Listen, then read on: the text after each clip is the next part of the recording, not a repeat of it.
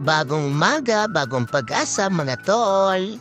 Naisipan ko nga magdilig ulit kasi kahapon hindi ako nakapagdilig. Kaso nakaharang ang isang baka. Tinatapik ko nga dyan mga tol, pinapalo sa puwet. Kaso ayaw talagang maglakad. At parang nagagalit pa siya sa akin kaya maatras ako. Sinusubukan ko talaga siyang bugawin pero ayaw. Masungit itong isang to, hindi naman talaga ako tapos sa baka mga tol.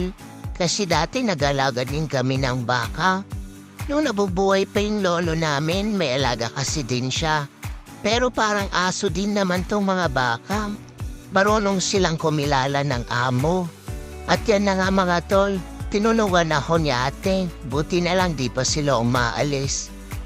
Sabi ni ate, buntis daw ito, kaya mabagal maglakad. Ayan na nga mga tol, makakadaan na ako. Thank you Lord. Kaso masama yung loob yata nung baka. Tingin-tingin pa siya kay ate at sa akin. Oh no! Pagkalagpas ko naman sa baka, aso naman ang sumalubong sa akin. Di ko alam kung kaninong aso to, pero mukhang mabait naman. Tignan nyo oh. Napakabait at napakalambing. Aww. Habang nahawakan ko at nilalaro, naisip ko tuloy yung mahilig kumain ng aso dyan. Shout out sa inyo. Buti na lang asong malambing itong sumalubong sa akin, hindi asong aswang. Uso pa ba yung aswang ngayon? Hindi naman na siguro, no? Kakadinig ko lang siguro ito sa radyo, sa YouTube radyo.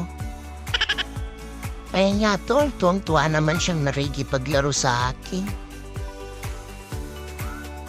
Siya pa yung unang pumasok pagkabukas ko ng gate. Feel at home talaga. Kaya yon, sinimulan ko na ulit magdilig. Unang-una, inayos ko muna yung aming bomba. Lumabas na rin pala yung aso dyan, di ko na alam nga kung saan nagpunta eh. Ang una kong mga diniligan dyan yung mga backhood. Sila kasi yung priority na kailangan mabuhay. Kasi mga luma kong tanim, kahit hindi na madiligan, buhay na sila. Ito palang tanim kong to, Chico, grafted siya. Marami din akong tanim na grafted. Sabi kasi nila pag grafted, 5 years magbubunga na. Abangan na lang natin mga tol after 3 years. Tulad ng manggang to, grafted din. Ang tatangkad naman na nila, mas matangkad na sa akin. Sana naman, totoo yung 5 years. Para naman matikman natin kahit isang piraso lang. Mangga din ito mga tol, pero sa buto naman ito. Parang napansin ko mga tol, mas mabilis lumaki yung buto kaysa yung grafted. Yan, Chico din na buto. At saka meron din akong guyabano. Meron din ako sa bahay. Inilipat ko na lang din yan pag nagkaroon ako ng mahabang time. Aww. Meron din akong kalamansi. Meron din akong madre de agua. Actually, tinanim ko yung mga yan nung marami pa akong alaga. Alam ko kasi masustansya din yan para sa kanila. Tsaka yung mga saging at mulberries. Pauwi na ako dyan mga tol. Pero talagang may galit yata sa akin tong bakang to. Inabangan niya ako. Eh kung gawin kaya kitang wat-wat, kaya nga ito, pakahila-hila ko pa siya. Ayaw pa rin niya kasing maglakad, katamad. Sa bagay, buntis nga naman siya. Kaswerte na naman ng may-ari, manganganak yung baka niya. Alam niyo ba ang presyo ng baka ngayon mga tol? Nako, libo-libo na, Diyos ko po. Wow! Nasa tiyan pa nga yung baby, 20 mil na ata ang presyohan. Oh my God! Wow!